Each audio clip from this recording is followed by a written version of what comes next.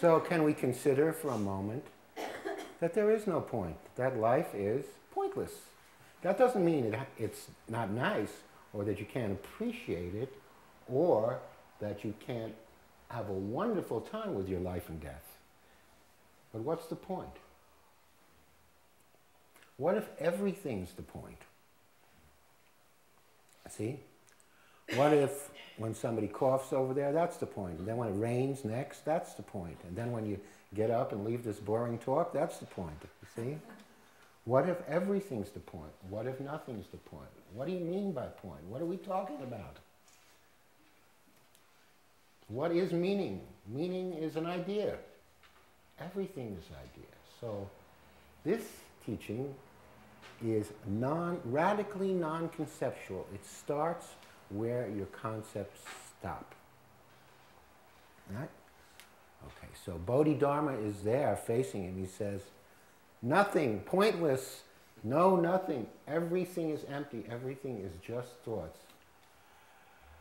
And the emperor thinks this is bad, but he thinks it's good.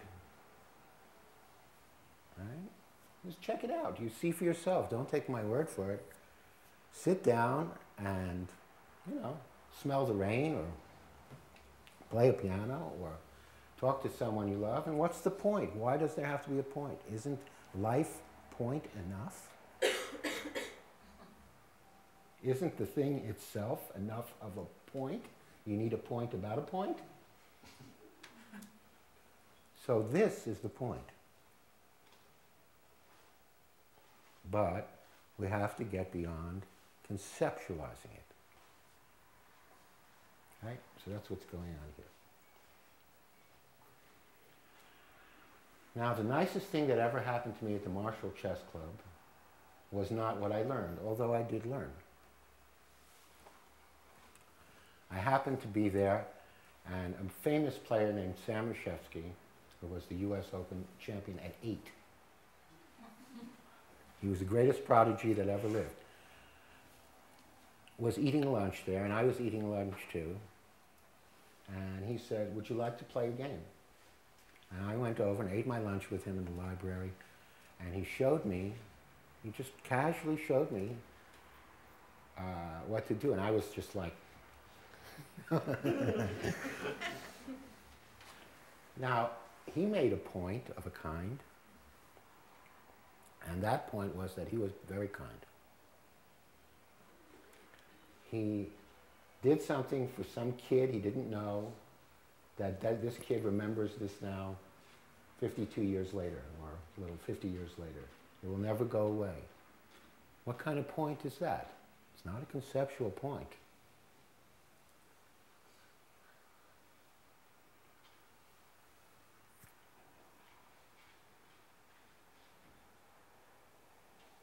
So,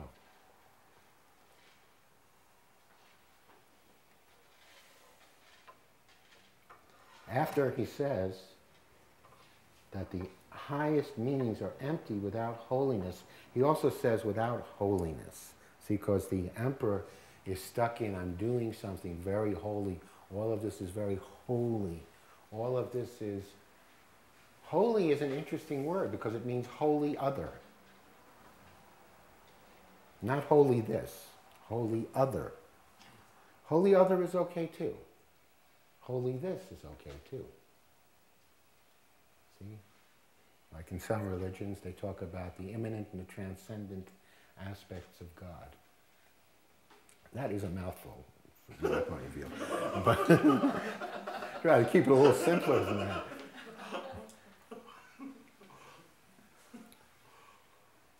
But it means that the truth is what you can see and what's here, and also what you can't see and what's not here.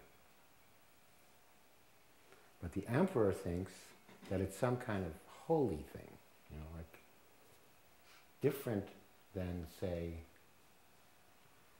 watching the leaves turn yellow. So if we make it dualistic like that, then the holy thing is somewhere up there, and the leaves turning yellow is somewhere else and different, and not holy. That doesn't seem right. See? But the emperor knows a lot of stuff.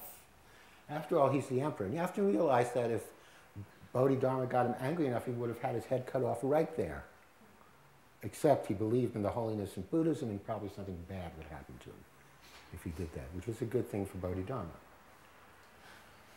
So after hearing this response, the emperor says, and who is this facing me saying this? Meaning, who are you? Are you a god? Are you a divinity incorporated? How dare you talk this to me, like this to me? And Bodhidharma says to him, I don't know.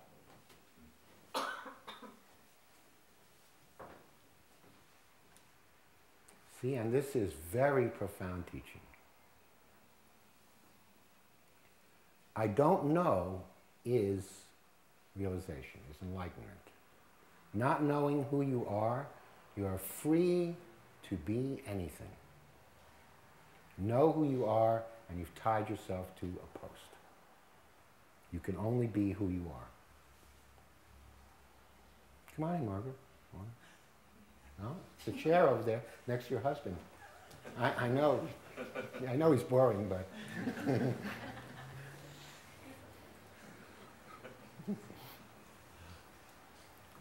I didn't mean that. Okay. In the introductory poem here, just to explore that a little bit more, it says, getting to where he cuts off the myriad streams of thought. You can read that as thought or concept.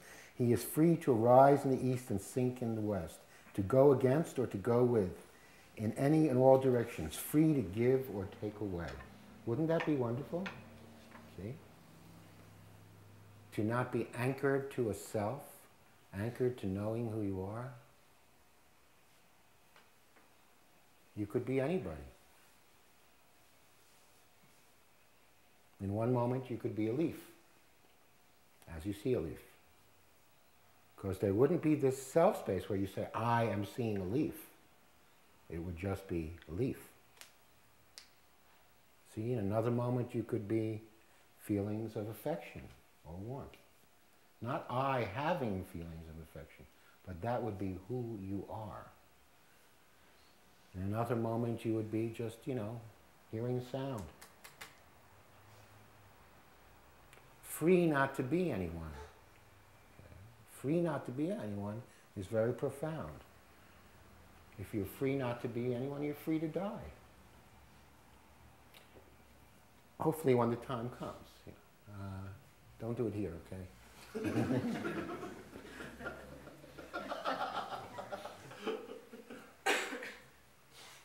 When I was first studying, I studied at Zen Monastery in the East, and somebody decided to slash their wrists. Not only is it rude to kill yourself in somebody else's place, but the cleanup is terrible.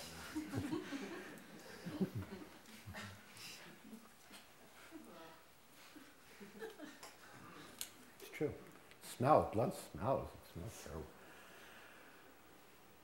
Free not to be. So we think that we are bound, and that's what's going on in this thing. We think we're bound because we don't know the answers. Go anywhere, and they will tell you we are in trouble because we don't know the answers, and then they'll tell you the answers. Okay? And we're saying just the opposite. We're in trouble because we think we know the answers. We don't need any answers. We don't need any answers.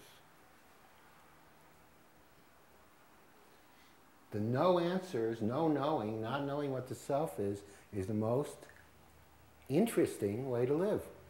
Guess why? It's the truth. All the answers are made up. If the answers weren't made up, everybody would agree on them. It's true, isn't it? Yeah, if there were real answers, It's like people who, it's like people who invest in the stock market, right? They say, oh, I need a system. If there was a system, everybody'd be using it, and everybody'd be cleaning up. Obviously, right? So, is there a system for life?